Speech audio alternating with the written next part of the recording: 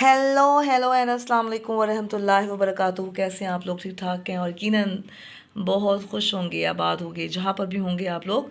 और again I am here for the new topic is punctuation marks and it is very common and important topic for the earlier students, especially prep to 8 class, or for the students and as well as for the teachers also, कि जो बच्चों को पढ़ाते हैं उनके लिए भी topic बहुत इम्पॉर्टेंट है। इस टॉपिक को बहुत इग्नोर किया जाता है। हमारा आजकल जो मेन मेथड है स्टडी का वो ये है कि जी चंद एक क्वेश्चंस को समझा दिया जाए, पढ़ा दिया जाए और उसके बाद बच्चों ने एग्ज़ाम दिया और पास हो गए। लेकिन बेस को हमने पकड़ना है और बेस में ग्रामर बहुत इंपॉर्टेंट है इंग्लिश के लिए। Okay, now let's start the topic is punctuation marks for the students. और यहाँ पर मैंने 3 और 4 थिंग्स को पकड़ा है। उसमें सबसे पहले जो मार्क्स है वो है comma. Okay, we put a comma.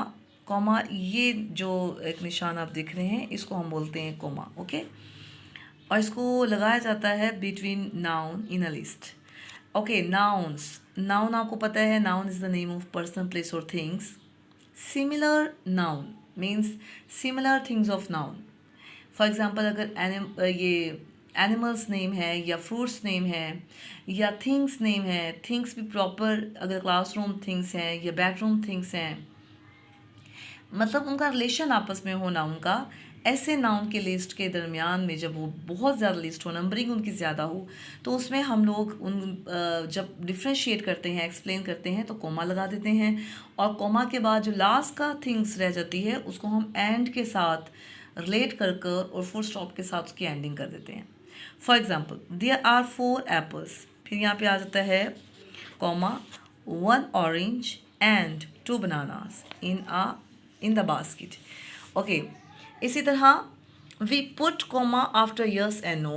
We also put a comma before please.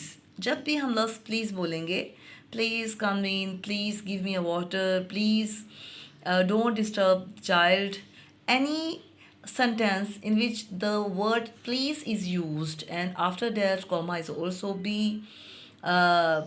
put in the sentence. For example, okay, or the name of the person we are talking to. For example, yes you may come in. Whenever you ask the questions may I come in, तो जब भी उसका yes और no में question answer देना पड़ता है तो yes और no के बाद आप कॉमा लगा देंगे। इसी तरह क्लोज द डोर प्लीज़ या प्लीज़ क्लोज द डोर, किसी भी सेंस में, चाहे प्लीज़ फर्स्ट में आए सेकंड में आए, आपने कॉमा लगा देना है। रिपोर्ट ओके, यहाँ तक कॉमा कंप्लीट होता है। अब हम बात करते हैं क्वेश्चन मार्क्स की। I also discussed in the topic question words. जो मेरा लास्ट वीडियो था उसमें मैंने क्वेश्चन मार्क्स को भी डिस्कस किया है कि जब भी आप क्वेश्चन पूछते हैं सामने वाले से, थर्ड पर्सन से या सेकंड पर्सन से क्वेश्चन पूछते हैं, आप क्वेश्चन की बात करते हैं तो उसमें आप क्वेश्चन वर्ड्स यूज़ करते हैं। और जब भी क्वेश्चन वर्ड्स यूज़ किए जाते हैं eight the end of the sentence you put question marks. The reason is that कि जब भी आप क्वेश्चन मार्क्स लगाएंगे तभी उस क्वेश्चन की पूरी एक थीम कंप्लीट होनी है। अगर आप क्वेश्चन वर्ड्स लगा रहे हैं, लास्ट में आप कोमा लगा दें या फुल स्टॉप लगा दें, तो it is not complete and it will be wrong because of the grammatical terms also. Okay, जैसे कि आप देखें से वेयर आर यू गोइंग, आप कहाँ जा रहे हैं, और व्हाट इज़ योर नेम, आखिर में आप क्वेश्चन मार्क्स लगाएंगे। We will be in the next morning, आप अगले दिन कहाँ पर होंगे।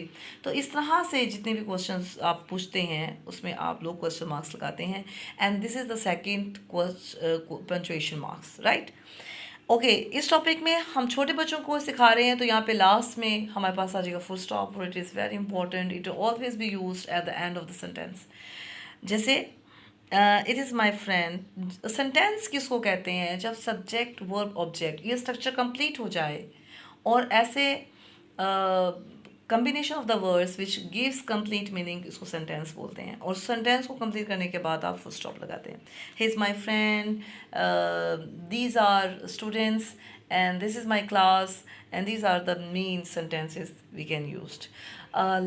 मुझे यकीन है बहुत कम और छोटा सा टॉपिक है, बहुत कॉमन टॉपिक है पंक्चुएशन। यकीन आपको पसंद आया होगा। टिल देन अल्लाह हाफिज़, बाय बाय।